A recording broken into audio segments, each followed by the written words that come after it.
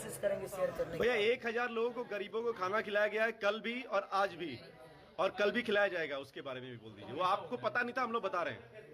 वो गरीब थोड़ी है बेटा, एग्जैक्टली वो गरीब नहीं है, वो मेरी जान है और उनको मैं गरीब नहीं बोल सकता, क्योंकि उन्हीं से निकला हुआ एक बच्चा हूँ मैं, और उन्हीं के गोद से खेला हुआ मैं खिसारी हूँ, और इससे ज़्यादा मैं कुछ नहीं सकता। मेरे लिए दुनिया में कोई गरीब है ही नहीं, क्योंकि जिसको दुनिया गरीब बोलती है वही असली हकदार होते हैं मोहब्बत की। तो मुझे लगता है कि उनकी मोहब्बत में मैं हूँ और मुझे मोहब्बत देते हैं, और जो खेसारी के पिता की तरह हैं, जो खेसारी के भाई की तरह हैं, वो गरीब हो ही नहीं सकते। हाँ, क्या बात है।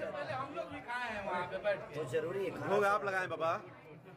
और जिन लोगों ने भी भाई मेरे लिए खाना बनवाकर खेसारी के परिवार को खिलाया है, वो गरीब नहीं, वो उस परिवार को जिन लोगों ने भी खाना खिलाया है और जो कल खिलाने वाले हैं, उनको दिल से धन्यवाद कि आप लोगों ने कम से कम खेसारी के परिवार को एक वक्त की रोटी तो दी।